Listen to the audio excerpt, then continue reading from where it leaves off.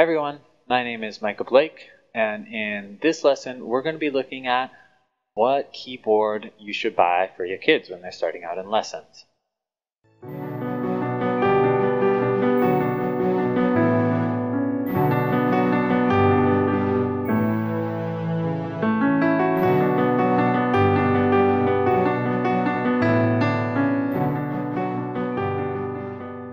This one, like I said, we're going to be going over 3 different kind of styles of pianos that are good for your students. But first off, let's look at some piano lies. Lie number 1. In order to be a good student, you need to have a real piano, not a keyboard. This is like hogwash.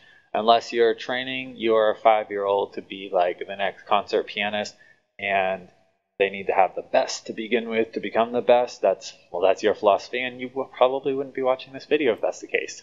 I've had kids learn on tablets, like literally on an iPad. Now, that's not the best thing in the world, but they were learning. They were taking lessons and they were doing a good job learning on their tablet. That's what you have, that's what you work.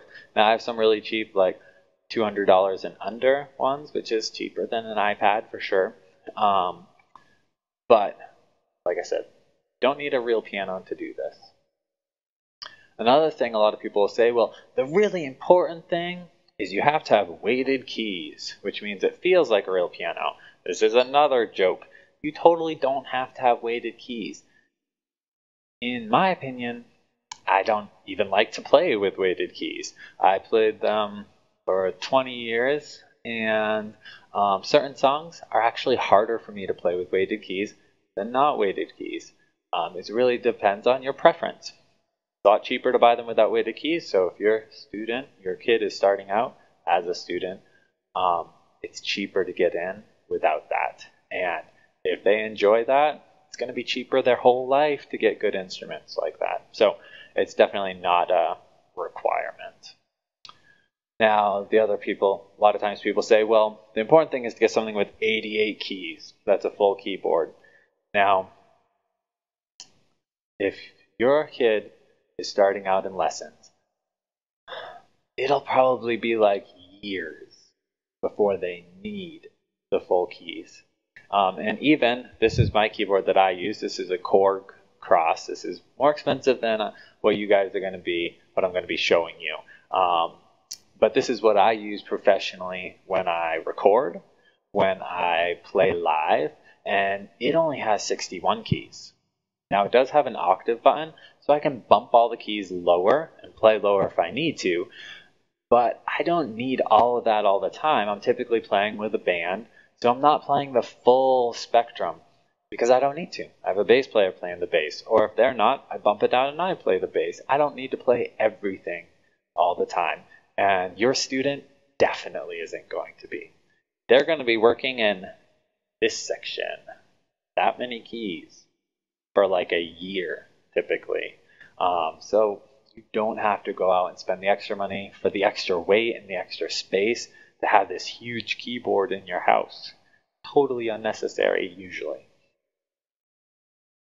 The other thing is you need speakers. Now, really nice speakers to sound like a real piano, right? No, you don't.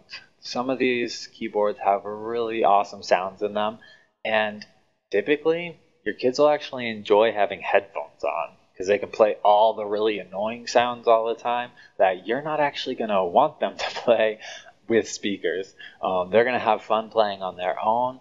So if it's just headphones, it's probably fine. You can plug them into other stuff if you need to later on. Now, those are the main lies, like I said. So what are the main key components that I am going to look for and suggest? The first one, the number one for me, is touch sensitivity. Now, if you're looking online, just like Google in the comments or something, ask a question, does this have touch sensitivity?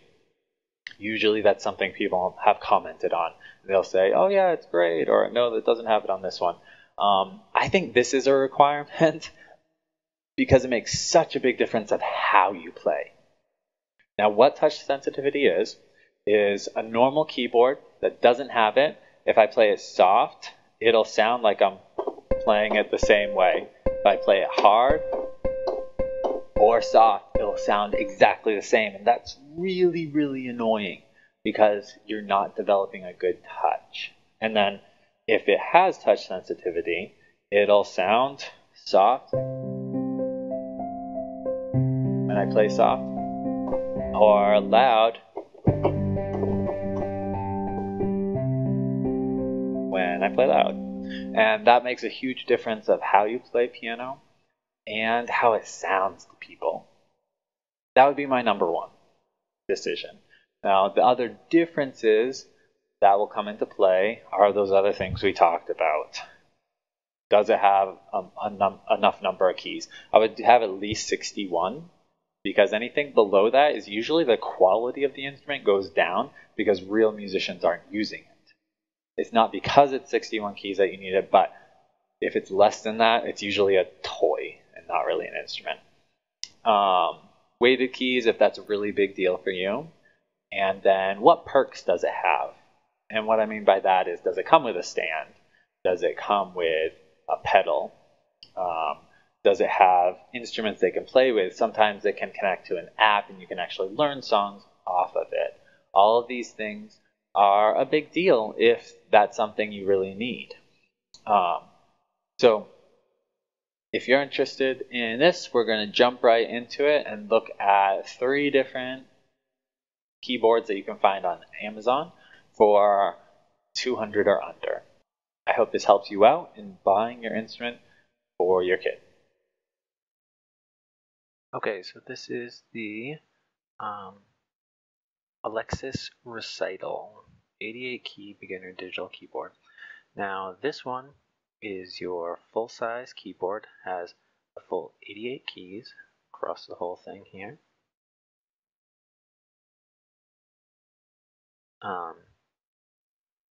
It also has semi-weighted keys, which means that it's not full hammer action like a real piano would be, but it does have some weight to the keys. So if that is a big deal to you, like I said, typically it's not too big of a deal for most people. But the biggest part of this keyboard is just that it has your full weighted keys. Most of your sounds and stuff are going to be pretty basic on it, but it sounds good. And if you're, especially if you're getting into classical music or anything like this, this would be an excellent choice for you.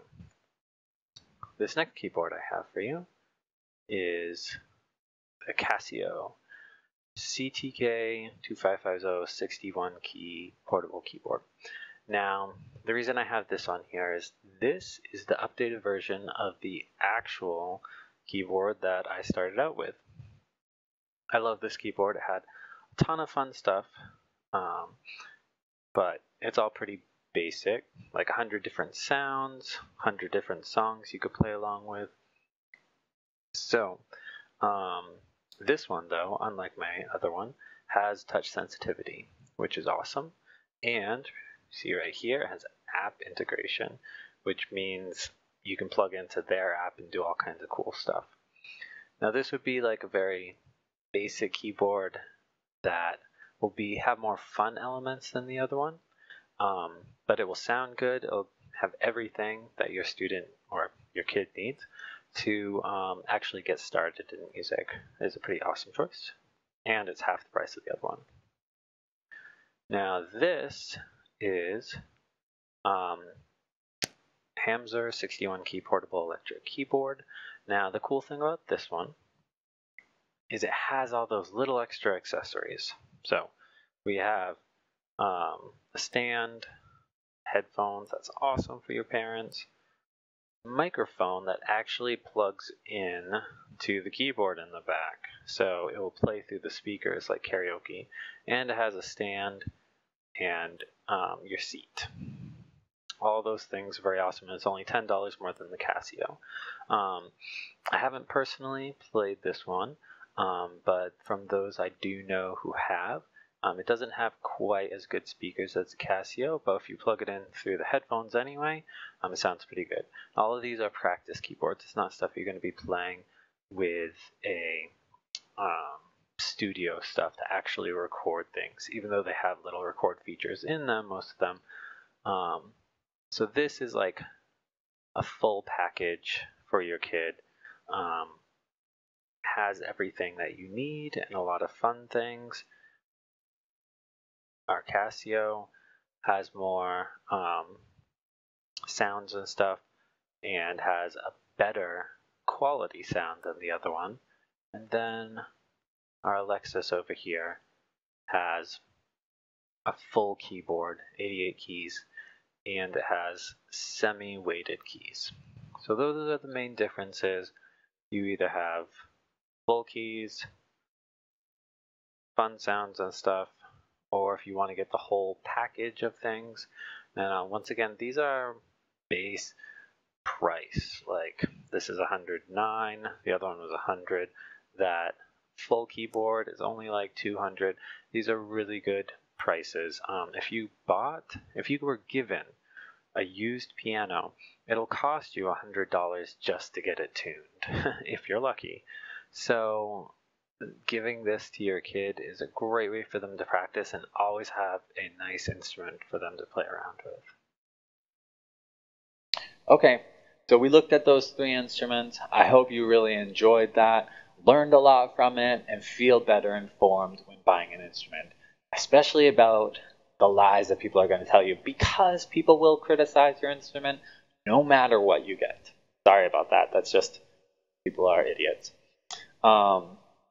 So if you are interested in learning more videos on how to be a good student or a good teacher or anything in between, then subscribe below. We'll be posting stuff every single week about this.